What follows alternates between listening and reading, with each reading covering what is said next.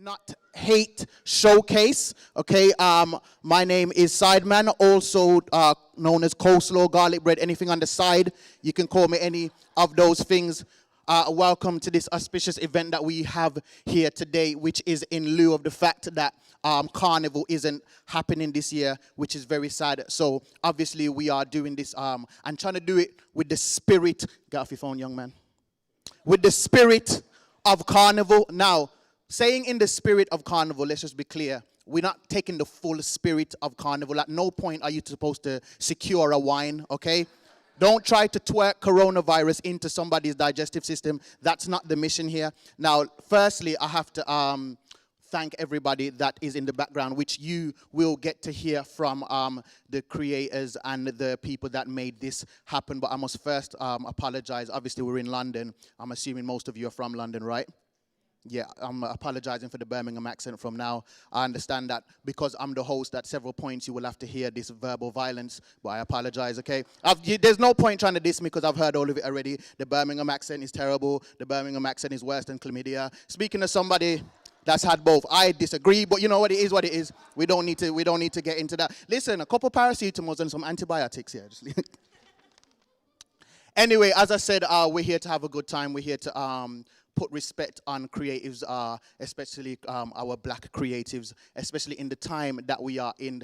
As it says, create, not hate. Now, it's very important that we do things like this because we are seeing now more than ever the power of creatives in this time to make our voices be heard and actually make change and make difference. You know, when it comes to everything that's been happening within the Black Lives Matter movement at the moment, it's very interesting to see because I've never been a person personally that's ever believed in protesting. Sometimes I just think, you know, you're just standing outside a building, nobody knows you're there really and truly. But in this digital age that we are in, what we saw happen this year is what has been considered and described as one of the biggest movements ever to have ever, civil rights movements to have ever happened. And that is big in part to the digital space and to creatives and to social media because everything has been broadcasted everywhere. So if there was a protest and there was a march in London, people all across the world were able to see that, and we were able to see that on the world screen. And we've seen so many creatives come out and speak out in all of their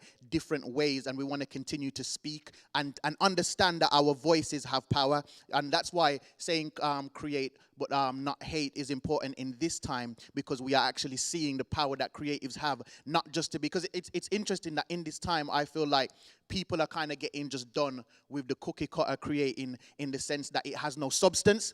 But I feel like in this time now we are seeing creatives with more substance being shown more light, because in 2020 we really need substance because it's been a mad year, it's been a train wreck of a year. And so in a time like this, man ain't just trying to hear just the basic and the standard, but man want to hear something to uplift and to inspire, right?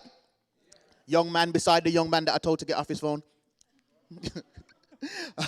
No, but feel free to share this on your social media platforms. I say young man because when you get to my age, your back don't work like it used to. You see, when you get up, you don't make sounds. You know what I'm saying? When I get up, mad sound effects and stuff like that because bones creak. Now, we're about to introduce our first speaker right now. I've been told to put respect on this man's bottom lip. I can't just introduce him just so. You get what I'm saying? I can't just call him his first name. You get me? There's like mad random letters at the end of his name.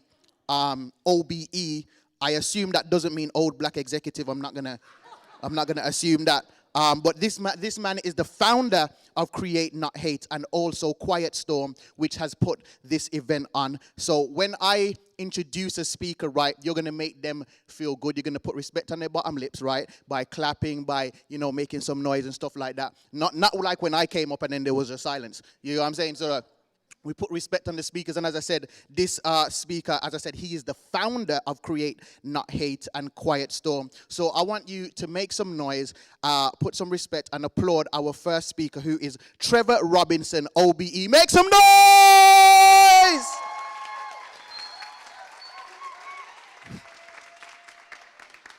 Yeah, I'm not sure if this is working. Can you hear this? No, take the mic. This off. Well, thanks for coming down, guys. I won't bore you too much because it's all about the work. It's all about the young geniuses that we have in this room.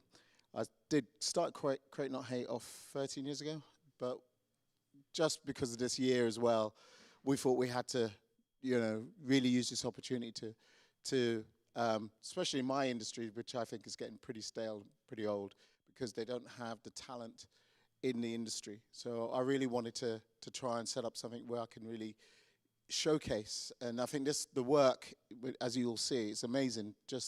I think just under 2 months or something that we turned this around. And I've just been staggered, and I've really enjoyed it. What I was surprised is how much I really enjoyed working with all these guys as well to try and bring this stuff around.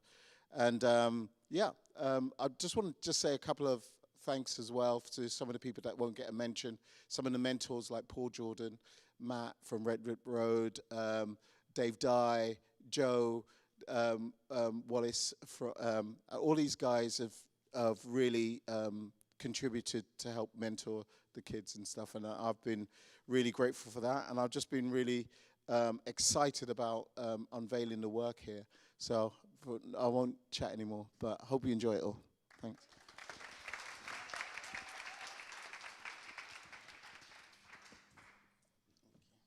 Can I get one of those as I just walk on down? So just roll into yeah. Freedom, man, name freedom. I don't even have any man name to free. All right, let's move on. All right, so we're going to go straight into it. Thank you so much. As I said, that was the founder of Create Not Hate and Quiet Storm, and Trevor Robinson, OBE. What does the OBE actually stand for, sir, if you do? Second, sorry? What? Order of the British. What? Did you meet the Queen in that? Swear down? Oh, you met Charles? Oh, yeah, Charles, my G. Thought you met Lizzie, bro. I thought Lizzie and the Nizzy, bro. All right, okay. Okay, so our next speaker, right, who is one of the two creatives who came up with this event. Okay, so we are all here due to this person and one other. But the first speaker that we're going to have creatively, not saying that OBE weren't creative. Obviously, it was just like an intro thing. Right, so the first poem that we're going to have a poem, and that is from Marley. So welcome Marley to the stage, people! I'm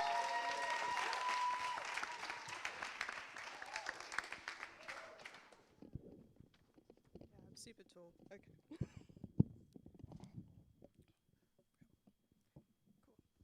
Hi, I'm Marley. I'm one of the creatives that had this vision for doing something to commemorate Notting Hill Carnival. So I'm super excited to have you all here. I'm super excited that all you guys got to do something and be creative and see it come to life.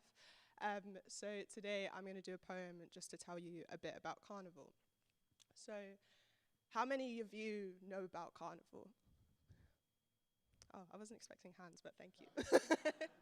So, for those of you who do not know, every year, around this time, just out there on Portobello Road, skin is out and traffic is slowed for a parade of feathers, thighs, and black skin who would shake and dance as if England was not the country they were in.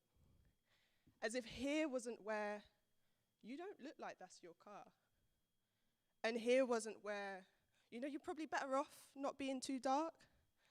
As if here wasn't the land of stop and searches, second glances, and squandered predicted grades. As if here wasn't where big lips and arse are beautiful, unless they are on you. And you're made to wonder, is he really into black girls? Or am I just something new to do? As if here wasn't the land of, it's all right if you don't get the right medical care because your kind can take the pain. Where school books tell you that Egyptians were white and that being black began with being a slave. As if here, just out there on Portobello Road, black people weren't bombed and bottled just 62 years ago. That is why Miss Claudia Jones put together this parade of music and colour and light. Yes, it is a party. Yes, it is a damn good time.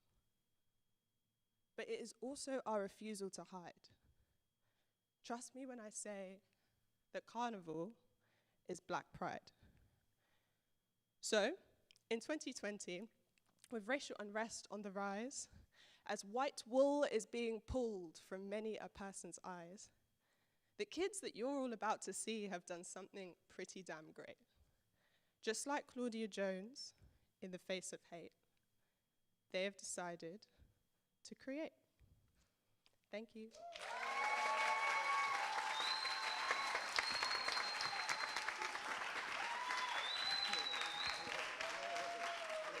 My guy, my guy. That was an amazing poem by Marley. I actually went to my first carnival in the UK last year. That was my first one. I was born in Jamaica. I left Jamaica when I was 12 years old, but I had been to a carnival whilst I was. The Jamaica carnival is different.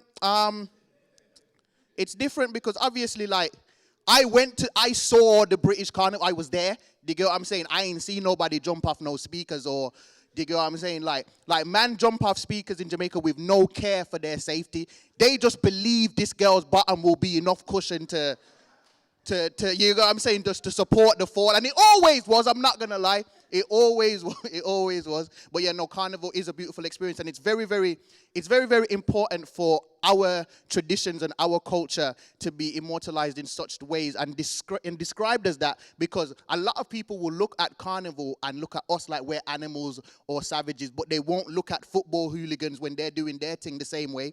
So it's all about perception and how we choose to make sure that our narratives go correctly. Don't think I don't know big words like my narrative. Fix up, bro. Don't think I'm any guy. All right, now, at this point, I'm told that we're supposed to be having an interval. Is that still happening? I was about to say, because if we do that now, it says 15 minutes, but obviously we do that 30 minutes thing. So cool. All right, so we're gonna press on. All right, so are we ready for our next speaker? Yeah. All right, cool. Who was that? That year was solid. Puma brother. All right, cool. So we're gonna have a group at this point. So we're gonna have O'Shea, Janelle, Princess Jaden, and Raphael and Jet. So prepare yourselves. And their campaign is called Little Yes. Rewind. Okay. Am I missing that? Where is that? This is awkward. That's Marley. Oh, okay, got it.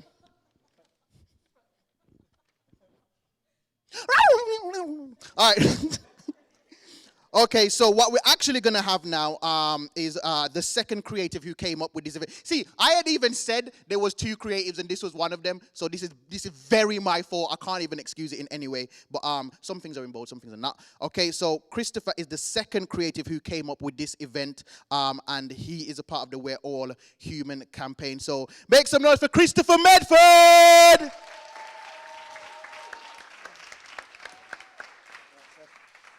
Thank you very much. So, these masks are actually amazing because it's about trying to show that we're all the same underneath. This is the reason why we haven't gone for traditional skin tones. As well as we want to be able to promote everyone's smiling a bit more. So there's a lot more, there's a side of racism that can't keep us down. I'm modeling it. I'm not saying anything. Yeah, that's about it, actually. But, yeah, if you want some, and I think they look pretty cool, and I think they're fun, but it's at the end of the day, I just think I don't even think it was me and you that came up with the idea. It was somebody in the room, and but I'm up here claiming it like I normally do, just pick up awards, and people don't know about it. But, yeah, so here's a mask. Here's yours. Thank you.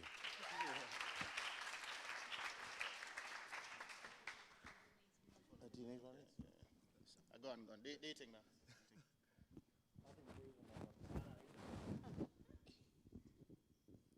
Yeah. Shout out to, what's your name, bro? Shout out to Victor, who keeps like wiping down my microphone even though he gives it back to me.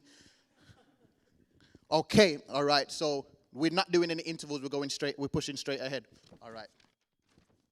So yeah, when you're leaving or at whatever point, make sure you get one of those masks. You know what I'm saying? I already got mine. I got mine in both colors. I took the green one at first because it made me feel like I was the Hulk. And that's like important to me because obviously I'm trying to get gains at the moment. Because there's rules to ugly, okay? So like you have to understand your quota and your position. Do you get what I'm saying? You can't, if you're going to be ugly, if you can be hench and then ugly, then you can kind of circumvent. Do you get what I'm saying? The ugly, but you can't just be ugly and skinny. You can't do both things at the same time. You got to pick one struggle. You can't be having 3, 4 different struggles. Do you get what I'm saying? So you circumvent. So I'm currently in the gym just trying to make it happen, doing the tricep thing. Is it there? Can you say a little? A little something, and then it put some respect on it. Thank you. I appreciate that. There, one clap there. Shout out to you lot who are really like watching the ceiling as well. We appreciate you at all times. Okay, so now it's time for the group that called their campaign Little Things Build Up. So I'm going to introduce them now, and do you guys know who you are? Because I said your names earlier. Say again? Yes.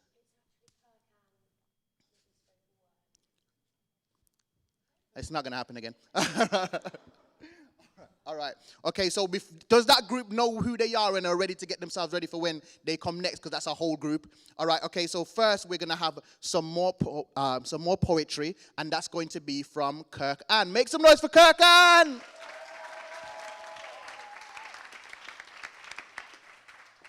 Hi, everyone. How are you doing? Awesome. I'm very happy to be here. This is a very nice space. I'm going to share 2 poems with you. The first poem that I'm going to share is called Buried Under. It's about being black in London. Buried under London. Black works when it's not a shade of skin. Complexion sings it don't mean a thing, just an inconvenience to be. Mud, red coffee. Push knotted, lost or kept shut. Bounce black up with resistance. Waiting for change, time still sticking. Bruised black seeping through the cracks, code switching. Tiptoeing. Don't want to know how black this black might be. See black coming. Crossroads. Buried under London. A shade of skin, complexion sings it don't mean a thing, just an inconvenience to be black. Thank you guys, that was my first poem. Hey!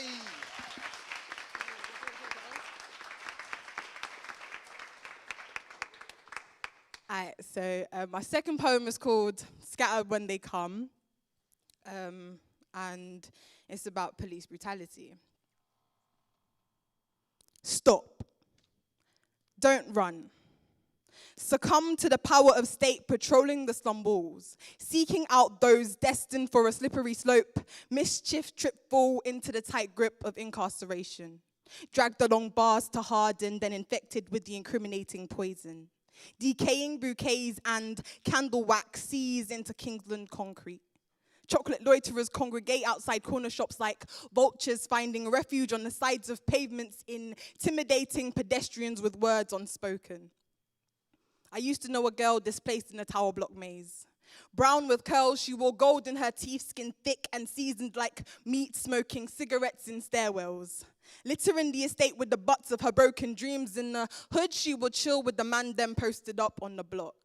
In the manner, the siren would sound a warning shot. Blue lights flicker in sight, scatter when they come. Run, fled, I see, fed. I see one male taken to reprimand a brother. Then another, I see them ambush a father, a son, a human being. But he was vexed and must have resisted arrest. Face slammed into the floor, plastered to the ground. Don't move or make a sound. He wouldn't want to be sent downtown in a body bag.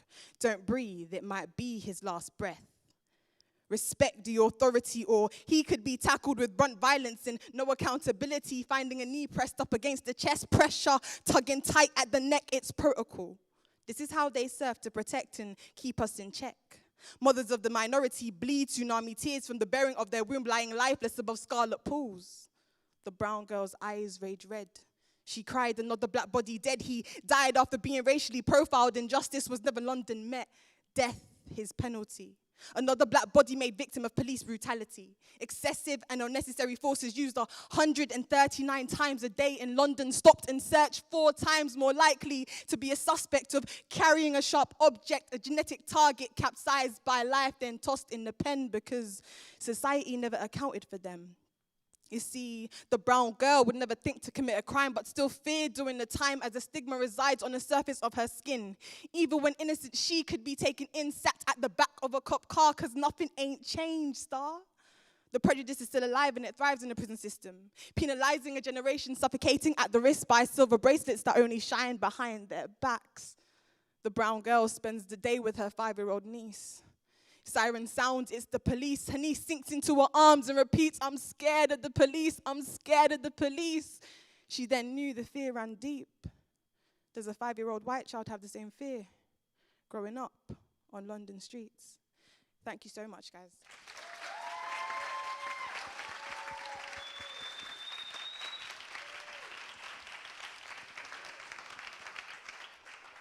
That was beautiful by Kirk, and I was really feeling that poetry, especially the first. I felt like the first one could have had a beat behind it, you know. I don't know. I feel like that was a little Link Up TV freestyle. I'm not gonna. You might have to make that happen. You might have to pattern that. And I was listening intently to, especially when you were talking the part about being scared of the police, which is just like a natural thing a lot of times amongst our community. The only time I've never been afraid of the police was one time, and that was when it was really cold. And a police car drove past me slowly, and I genuinely thought about asking the man for a lift because I was at the bus stop. And like London should really be thankful for how quick its buses come. Like when you look at the time, it says 1 minute, 2 minutes, 3 minutes. It's not really that long. In Brum, it's very different. No buses come for 45 minutes. And then you see 6 buses come all behind each other, and you realize their schedule's been shot. But on that day, I genuinely thought about volunteering to get into a police car as a black man. So that's letting you know how cold it was, and I'm not used to the cold. I'm tropical. I was born in Jamaica. I'd never seen snow before in my entire life. The first time I saw snow when I came to England, I was like, oh, so they drop bits of crack everywhere. I didn't know what it was. I did not know what it was. All right. Now it's finally time for the people that I've been introducing for the last 10 minutes incorrectly. All right, so I hope this group is ready. They are part of a campaign called Little Things Build Up, and I want you to make some noise and welcome O'Shea, Janelle, Princess Jaden, Raphael, and Jet!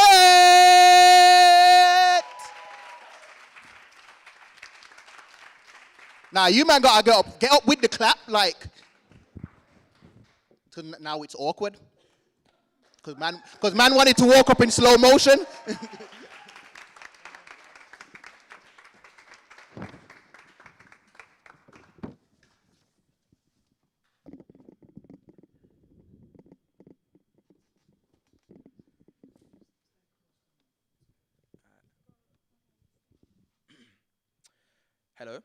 Hello.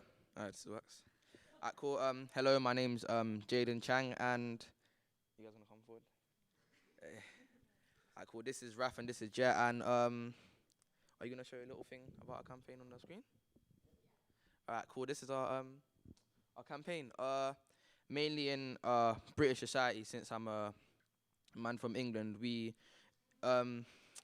experience a lot of microaggressions and a lot of stereotypes in our like London community, like things like people crossing the road when they see us walking across, touching our hair as if it's like not normal, and really like, you know, judging us before even meeting us, even talking about the thing about police, saying things like we can just be walking in our clothes and we can get stopped for no reason, not even knowing our background or where we come from, just because of the colour of our skin and what we dress like. Can you?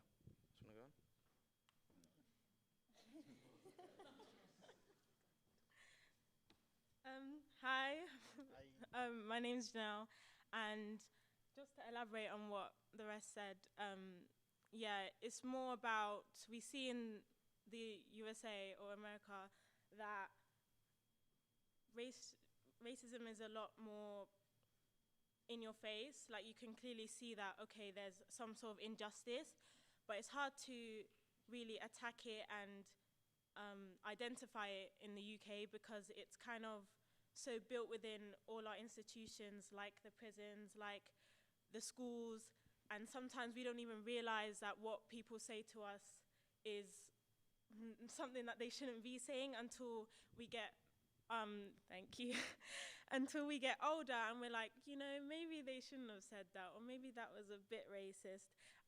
So we're just trying to use this campaign to explore and kind of show people more in whatever form we can, just to show them that it is very prevalent in the UK, just maybe not as in your face as you would see it, for example, George Floyd, rest his soul.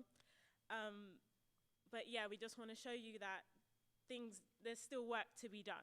So, thank you.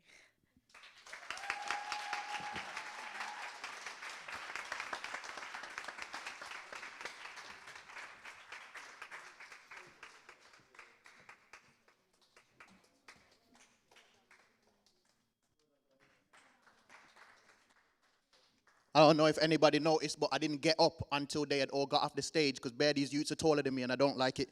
So, especially my man in the orange thing, like I took a picture of him earlier and I was like, why are you 9'8"? Like, just grow to the appropriate height and then stop. But yeah, no, it is very annoying to hear our youth speak about going through these experiences. I remember literally recently I was coming off a train and I saw bare police like triangulating and just looking around like they was looking at somebody. Then I started to think what crimes I'd committed recently just to check if it was me. And I thought, nah, I'm good. Sometimes you gotta just check, what did I do? But I was like, nah, bless. There's no way they know about that one. So I was like, all right, cool. They ain't looking for me. And I got off the train and I'm talking about 6 big police officers. And I was like, what? Who were they looking for? And when I went around to see who they was looking for, they went and they cornered some little black kid that literally reaches me about my elbow, cornered him in a corner. And I was like, what on earth is going on? So I just walked over and I just stood there just looking to see what's happening. They was like, can we help you? And I was like, no. Obviously, the recent climate, I'm just making sure you men are doing your jobs to the appropriate level. And I was like, what's happening here? I don't know where I got the bravery to question them and like what was their police work. But I was like, yeah, so what's the actual beef here? And they was like, yo, this person hasn't paid for their ticket. I was like, 6 man for this one youth because he hadn't paid. Then I thought, oh, he might have gone country. And they said, you know what go country mean? It's, you know, I know, you know. But yeah. So then I watched them search this when I say little kid, elbow, and I'm already short. I'm not a tall brother. It reaches my elbow, and they searched his bag. First of all, why are you searching a man's bag just for not bringing his ticket? Never seen that in my entire life. But they searched his bag, everything, nothing in his bag. They're still surrounding him and said, yo, I'll pay for the ticket. And because I just wondered what level of fear this kid was in. Now, when I said I'd pay for the ticket, I'm thinking 25 max, £70, bro. £70 for the ticket. But I already said it. Then I got to work out my finances after that. You get what I'm saying? Because the kids was all thankful and everything. It was like, oh, bro, I appreciate it. Like, they was all surrounding me. I was scared. I was like, yeah, man, don't talk to me, bro. You don't know what you've brought me through. That's a fact, that actually. I didn't say that to him, but in my mind, I was thinking, yo, if I just mind my business and stop trying to be a good Samaritan, then I would have been blessed and not lost £70. So I already paid for my own ticket as well. Anyway, moving on. All right, our next speaker, let me make sure I'm getting it right. Cool. I had them numbered just because that's where my level of intelligence reaches. Okay, so our next person that's been coming on stage created films for the That's Not Me campaign. So they created films for the That's Not Me campaign, and that is Emmanuel, who is here to talk to us about his 2 films. Make some noise for Emmanuel!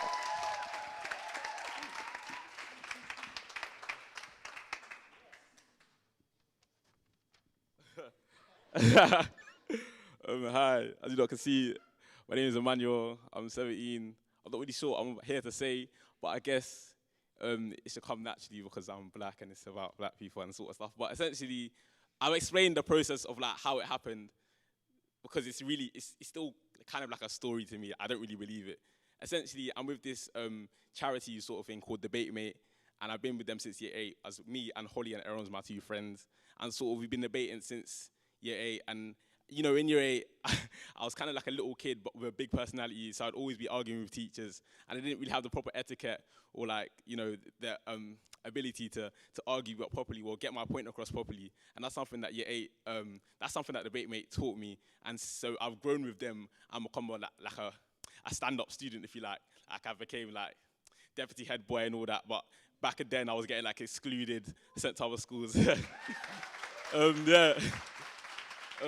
So yeah, so that's shout out to Debate Mate. So obviously Debate Mate sort of just texted me one day, said, oh yeah, we've got some advertising company. I'm thinking, oh yeah, whatever. I'll be there, and I'm not doing anything. It's like quarantine. Let's just go. We've gone there, and then I'm not really. I'll be real. I'm not really paying attention because it's like I'm kind of tired, and it's like a long cab journey and everything. But then I'm listening to them talk, and I'm thinking, wow, the creative industry is kind of cool. And then they show me that Haribo advert. I don't know if you lot know it, but it's the one where it's like, oh, you like the one with the twirls and all that sort of thing, yeah. And so when I saw that advert, that they made that advert, I said, wow. So then they started talking about Black Lives Matter, about how we're not going to have carnival and how they want us to create something. And at that point, I was like, create what? Me, Holly, and Errol's were looking at each other like, what do they want us to do? Like I didn't sign up for this. So we're kind of looking at each other. Then I run off to the toilet because I don't really want to be involved. Like I want Holly to come up with it because she's like the academic and that. And then when I've come back, Holly hasn't come up with anything. So I'm like, okay. And I'm thinking about it way too hard. I need to just sit back and think, well, this is actually my life. This is the life I'm living. What do I want to show? What do I want to portray to people that they will actually take something away? And so the thing for me is perceptions. I think that's a big part of racism and a big part of microaggressions. How you see people or how people get put in boxes, I think is something that, I think that's kind of the root of racism. Because if you're put in that box, you're always going to be in that box. But if we take the boxes out of the equation completely, then it's not really a thing where it's only black people that have it. But obviously black people are in a box at the moment. So I thought, okay, how do I stop people from being put in boxes? And that's stereotypes. So I wanted to play with the idea of stereotypes, but I'm showing you, it wasn't that long of a process in my mind. I literally just thought, okay, this is actually how I thought about it. If you saw me on a normal day, I'd probably be rapping to something by a black person. But actually, in my bathroom at like 10 o'clock in the morning, I'd listen to Frank Sinatra at least once every 7 days. And that's something you just wouldn't know when you look at me. But I think that's a problem. You don't know that until you know the whole story. You can't just look at me and assume something. You have to know the whole picture. So that's what I thought about. And then I thought, wait, they're going to see the video, innit? So I don't really want to tell you what the video, what you're going to see. But what I'm trying to say is that I stepped away from trying to think about it too hard and literally just thought about how I could play with perceptions. And that's how I came up with this idea. And then the next week, I came up with another idea with Christian's help. I'm really bad at this speaking thing. I'm so sorry. This is kind of that thingy. Yeah. Thank you.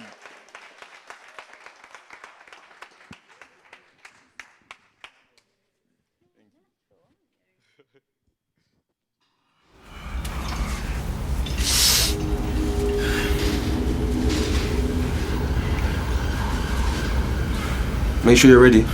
Man, make sure you're ready. Guys know how I am with the blade. Don't watch that. Yeah. Just make sure you're ready for when he's here, yeah? Hear what? We need to move quick. Yeah, G. You know what I'm on? Make sure your hand is steady for the cut, yeah? You're right. Don't want too much blood. Literally, fam. And make sure your knife work is 30, yeah? And keep your mask on. Everybody ready? Yes, doctor. Let's do this.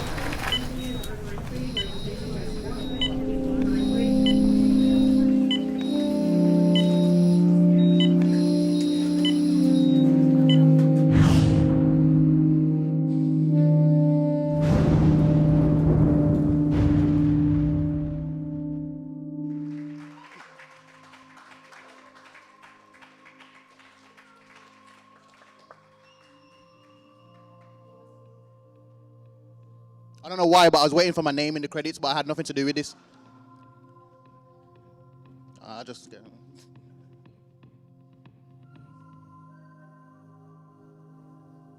Gaffer.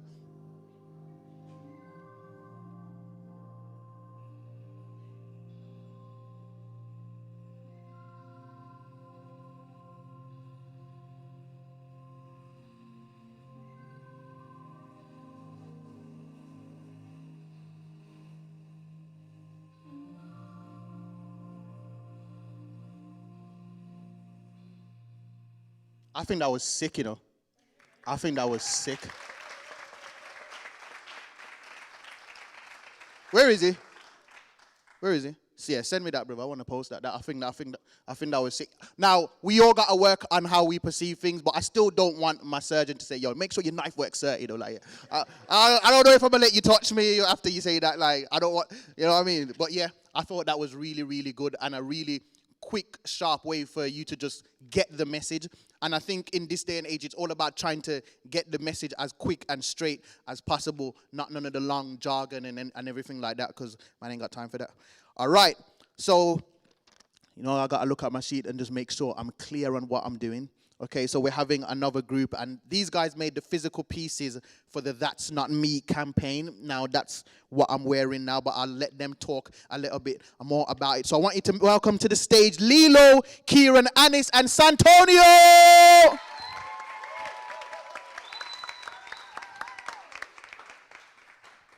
For some reason, they wanted me to come up, but I'm here for support.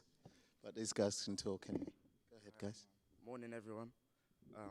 I'm Kieran, and I'm talking about my t-shirt design. It's based around perception, and it was came about with the idea, with the inspiration of a story, an incident that happened with me and my best friend on our way home, and it was really scary because the police just came at us and they said that we were really suspicious, and it was just like I was wearing a do-rag at the time, and it came with the perception apparently. The perception behind it, that we were bad people. But if you know us, you know how we are, we're really nice people. And it's sad that young black males in the UK have to suffer because of a perception. And that's what my t-shirt design is about. Thank you. So the idea we had about making the shirts was about negative perceptions about black people. But if you don't know them, you can't say about them being bad people. But I know some black people, like people sitting down here, and they're very nice people. Well done. I'm not going to say anymore. I'm loving all of these. And Exposure helped us design the T-shirt and put it together as well. But you can see the ideas are just so simple. The knife with the surgeon on the back, and the businessmen or the dealers. I'm pretty sure, I know I've been in a situation when you've been stopped and searched for absolutely no reason or because of perception. And it's just, this is a really good way to shine an hourglass on a light on this whole thing.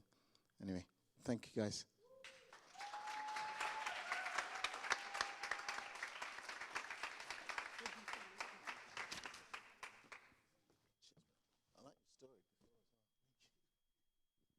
As you can see, I'm rocking one of them as well. When I come off the stage, the fit is a bit different because that's when I allow my belly to breathe. When I come in, I suck. When I come up here, I suck it in because obviously I had a six-pack, but then I did things to it. So I don't have it. I don't have it anymore.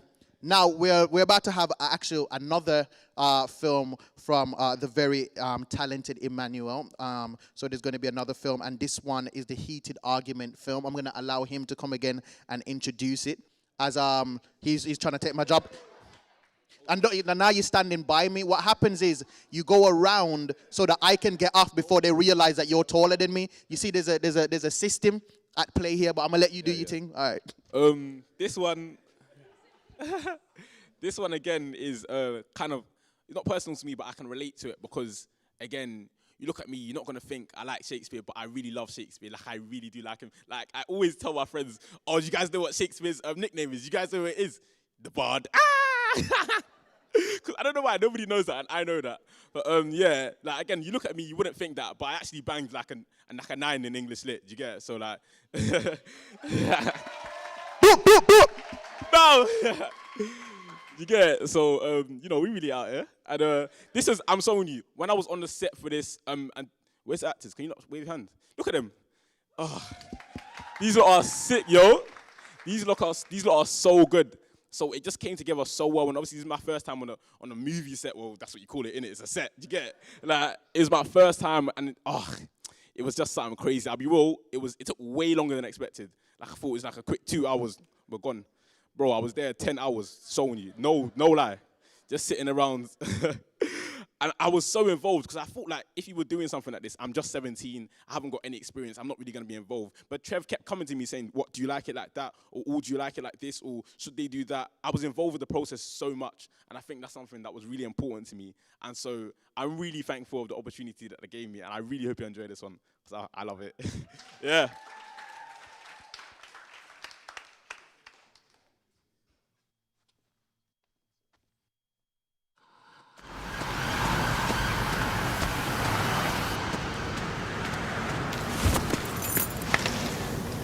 Look at it all kicking off in there. It's typical, isn't it? You're just so aggressive. Hey, it's probably a drug deal gone wrong or something. And so, good Capulet, whose name I tender daily as my own. Be satisfied. Oh, calm. Do you think I should call the police? No, don't. There might be others around. Leave it. Vile submission. And that Stoccato carries it away. Tybalt, you rat catcher. Will you walk?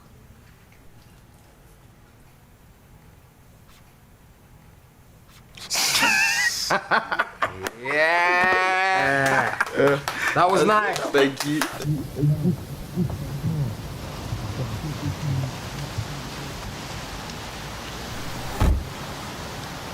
Jack, I think we can possibly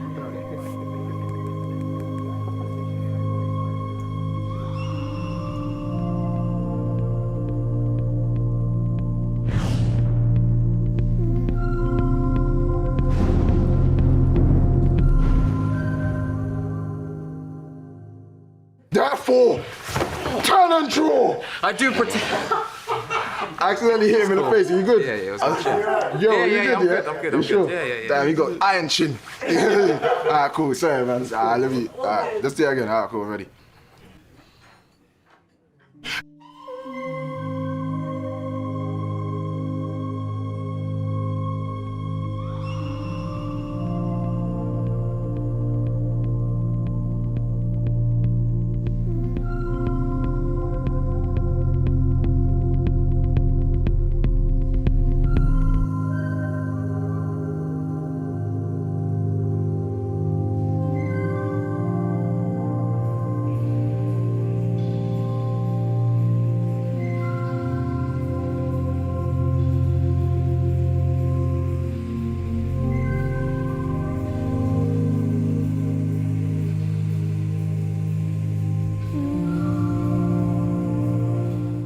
I didn't back it out, Alex. It's all right. It wasn't actually gunshots. It's just the sound of my voice. Okay, all right, guys. I want you to just give a hand clap to all the creators that have come on so far. Just make some noise.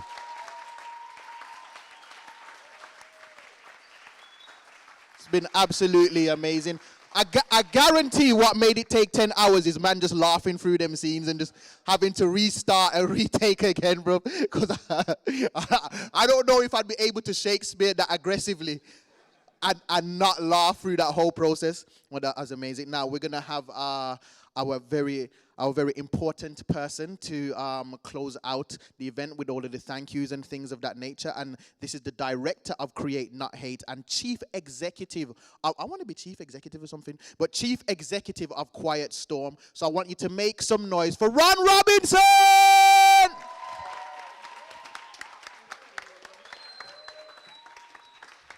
Thank you. What a lovely introduction. So, I mean, God, I have to say, when Trevor and I started talking about this just over 2 months ago, when we, after the murder of George Floyd, and we sat together and we said, we've got to do something, you know, we need to reignite Create Not Hate. That was just over 2 months ago. And then Marley and Chris approached us and talked about doing something at Carnival, which felt like an absolute kind of critical thing to do. Bearing in mind we also run a business, I've got to say I was just like overwhelmed really today at what we've achieved in just over 2 months. And what I say by we is there's been a ton of people involved in making this happen, and we are going to show some credits at the end, which doesn't even cover probably everybody. I'm sure we've missed people. There's been individuals, organisations, people that have got day jobs, people who are already under immense pressure just to get their everyday done, who've put so much work, effort, resources into making this happen. And, you know, I'll be lying if I, you know, didn't think at times, what the fuck? Excuse my language, am I allowed to swear? Why on earth have we, why have we done this? How the hell are we going to make this happen, you know? And I couldn't have even imagined that we would have achieved what we've achieved. And one of the things, if I was really honest, that worried me the most was the quality. Are we going to get really great work? We're putting a lot of pressure on people who've had no experience in advertising with actually very, very little time and actually very little input. I mean, this would be hard for our organisation with professional creatives, with professionals who do this for a living day in, day out.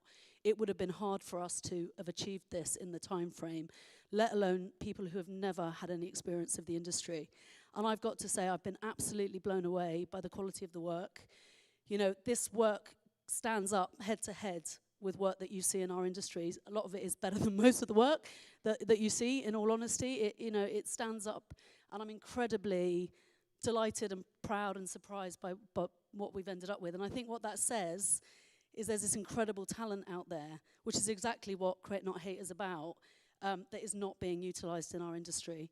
And we'd get a lot more fantastic work in our industry if there were more people like you in it. So I'm just delighted to be part of this.